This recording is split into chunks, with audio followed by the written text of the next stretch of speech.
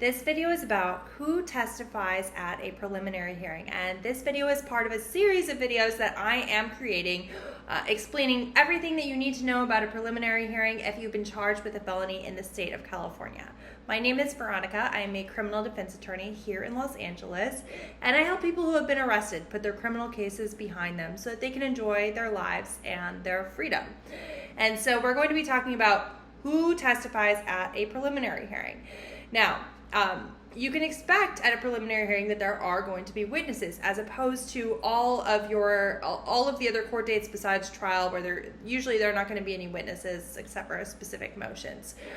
There's more action on this court date, and there are always going to be witnesses in.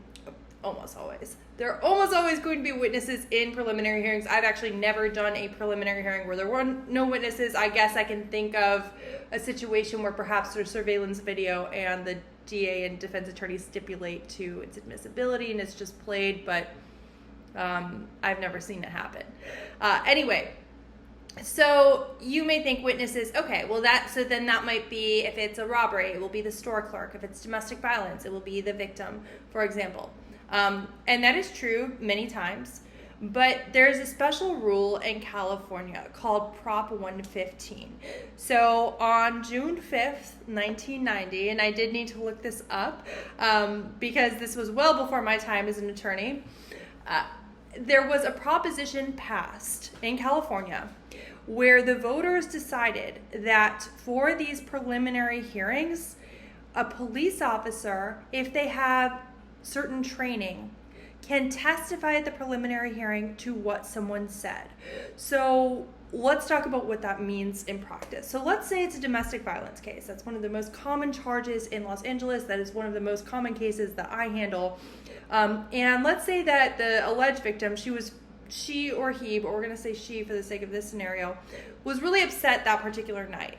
Maybe was drinking, very, very upset that night. There was some kind of altercation. Both people were pushing one another. Who knows who's really at fault? Who knows who really started it? But the police were called. They come out and she says, he hit me, he pushed me, and then she points out an old bruise on her leg from a few days before and says, and he caused this injury. And so the cops take a report, they arrest the other person. Okay, but let's say that after this happens, the next day she wakes up and she's like, oh my God, what did I do?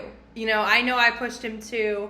I really screwed up here, and does not want to prosecute. Or let's say that perhaps the defendant is guilty, but the two of them decide that they are going to make amends. That happens too in these types of situations.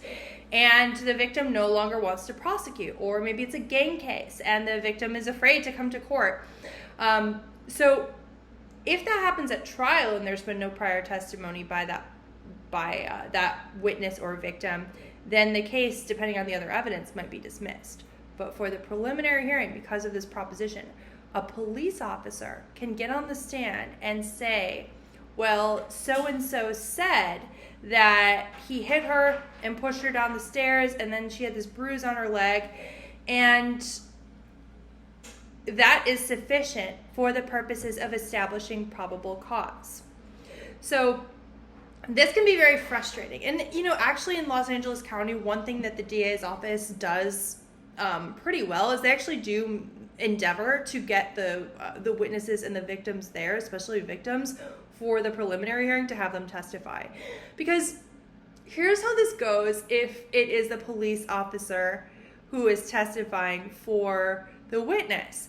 So I'll ask, for example, isn't it true that, or I would like to ask, and if the victim was there, I would ask, well, isn't it true that you actually pushed him first? You started the fight. You gave him a black eye and show the picture of him with a black eye that she gave him. Well, if it's the victim, I'll actually get an answer. Whatever that may be, I'll get the answer. I'll nail her down on that answer. I can use whatever information she gives me either right then or later to impeach her to show that she's lying, or maybe she'll make an admission. Maybe she'll say, yeah, I did punch him first. I did. Well, if the cop is there, he's going to say, may I refresh my recollection with my report? That means he doesn't freaking remember, and he needs to look at his report. And then he'll look. Okay? And then I'll say, okay, or the DA will say, well, is your recollection now refreshed? And he'll say yes. He's not supposed to be actually reading the report and in court, just, reading it to all of us. And then he'll say, she didn't say. That's how this goes. And so we don't actually get any real answers here. In the DA's office, I think part of it is that they are so overwhelmed here in LA. And the DAs generally, before the preliminary hearing, they're not necessarily talking to the victims or the witnesses all that much.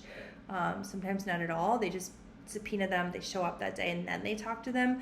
They're kind of testing them, putting them on the stand to see how they testify. But when they can't get that person there, and they just have the cop testifying, it's really frustrating. We don't really get anywhere in the case. And as you'll see from the other videos, when the victim or witness does testify, and I say victim as a legal term, alleged victim, the person who is listed in the criminal case as the official victim, when those people testify, especially if they testify poorly, we can use that in our client's favor, but we cannot do so when it's just the cop testifying. Pretty much they're just reading the police report. There's no new information. It is a waste of everyone's time, and best avoided. Anyway, I hope that this video was helpful. There are going to be more videos.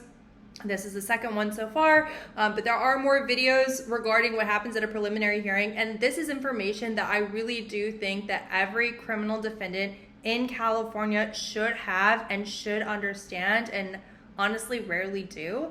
It does take a while to explain, and I think it helps to have an overview of what's going on, what can you expect that day. Anyway, I hope that you found this video helpful.